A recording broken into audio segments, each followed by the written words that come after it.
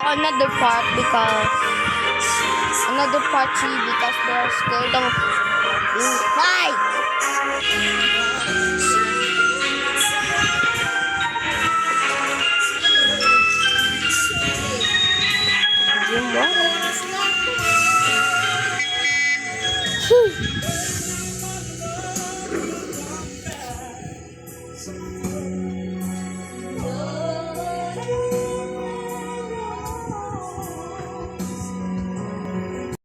Hala, nabilangan na eh.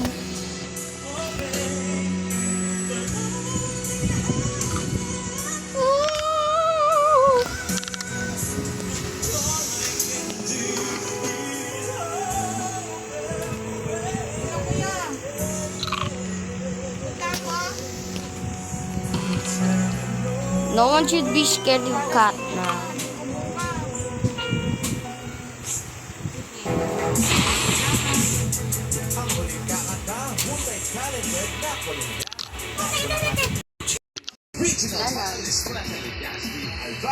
Limited kasi yun eh.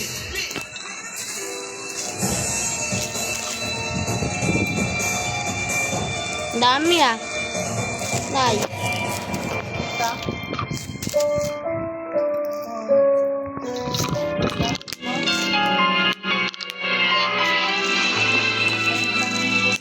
Para matutumba.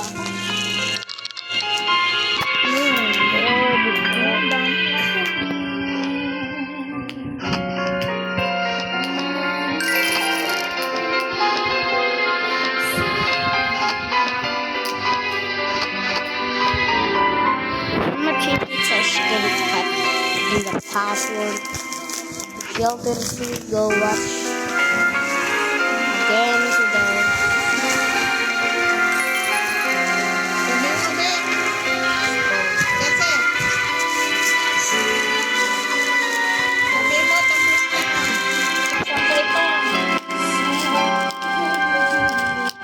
Sasampay na lang.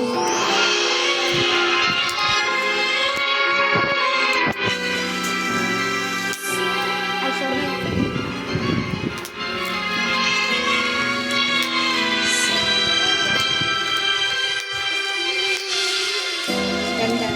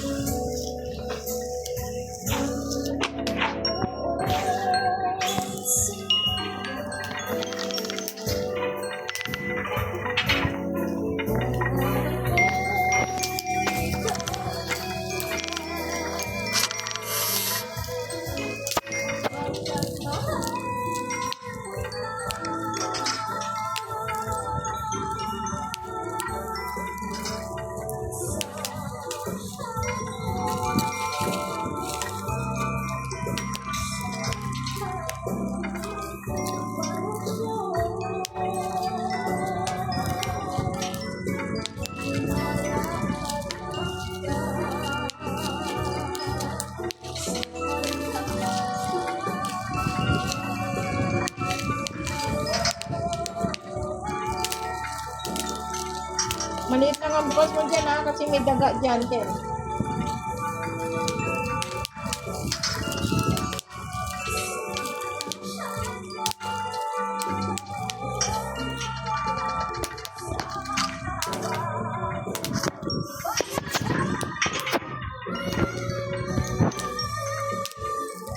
nabilangan.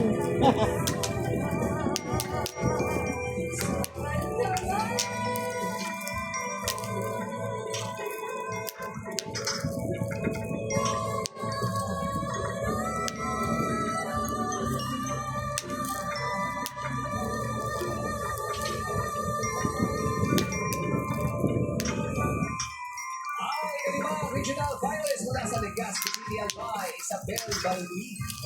Ito yung sinasabi ni John na nag-albay. At syempre tawagin mo po. Pinaka-apa na pala ho, Charloy Bolok. Hoy, buti naman nandito ang ibabang sa kaya. Si Charloy! May konti lang. Pero ito nakapakinggan natin ang masasabi ng ating mga hurado sa inyo.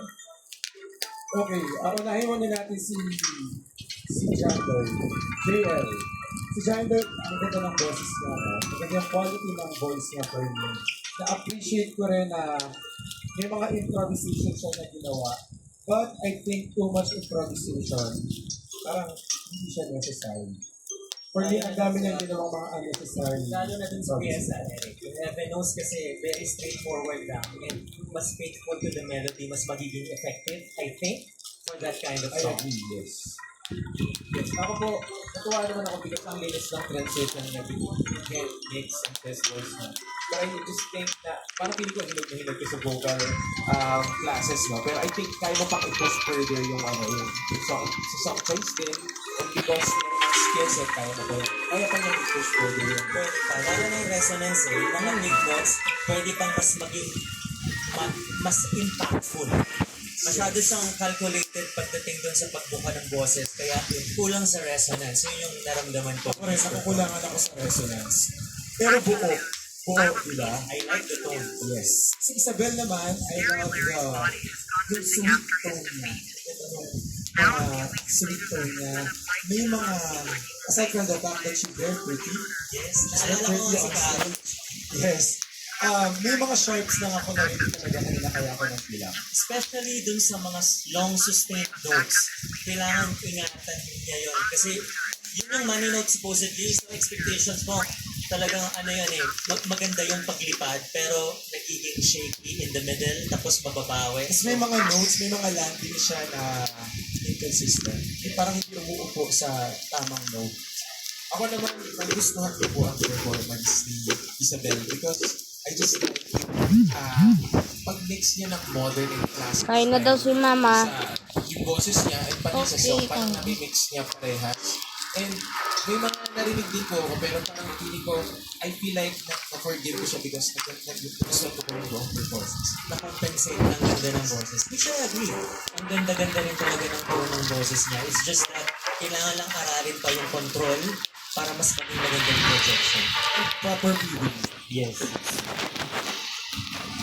Maraming salamat sa ating mga jurado at sa ating ika-apat at ika-limang regional finalists. Please check out my podcast, King's Drama on Spotify. We're with Red One Section, isa siya sa cast members ng Les Miserables.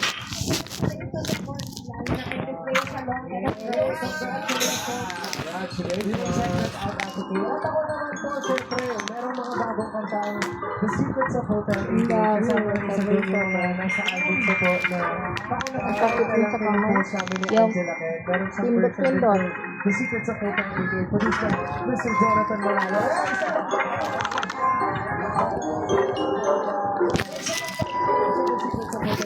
Malapit na po siya available on streaming services soon. Pero hindi pa ngayon. Yeah. Sir Jonathan. Yeah. Mention natin ang Sir Jonathan. Tsaka yung resonance, diba?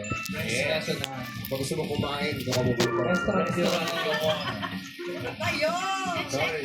Rockstar ATV Rockstar Premiere. Yeah! Win the namin score of 94.3%. Ikaw ang nagwagi ngayong araw. Kain ka na ng saging. Ngayon. Para mawala yun. Yung isa yung color black. May item na shirt. Di ba? Yung panalo.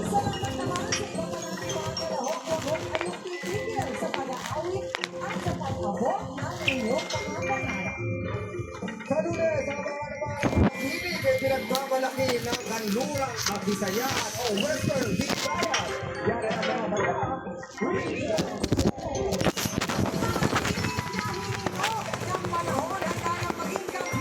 Dito sa ikasampung taon na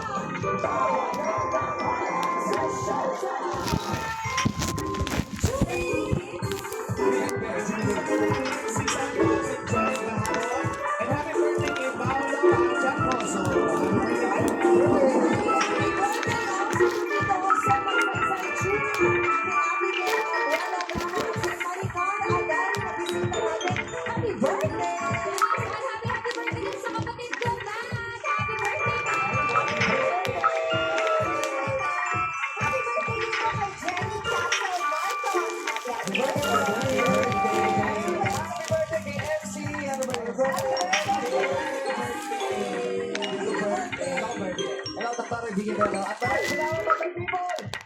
subscribers, mga show ng awareness, kapag hindi ang pwede siya ka-obedient mga kapuso, makikita kita sa Lunes, 12 noon, this is our show.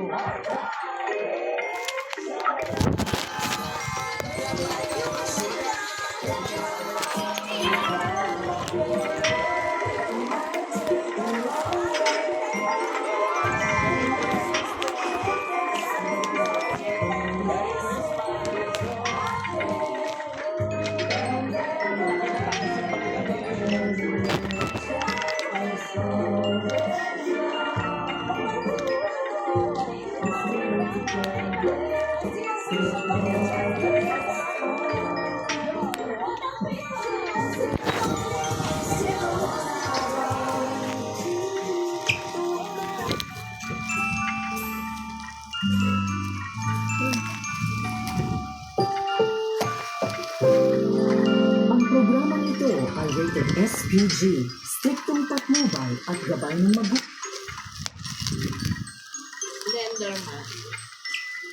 Ay, alam ko yan.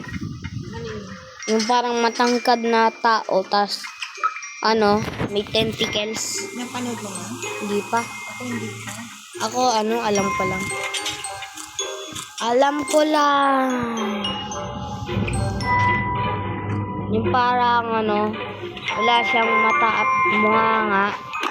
Pero nakaka-glitch ng cellphone.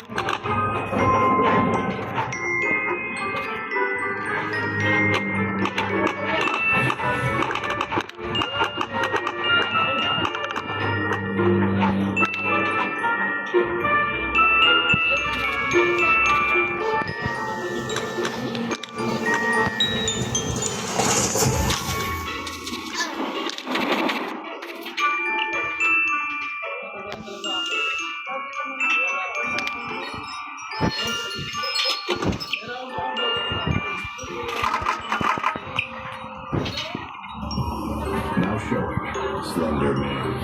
Alam mo yan? Yung parang walang muka. Ito yung mukha niya, tapos naka-business yun.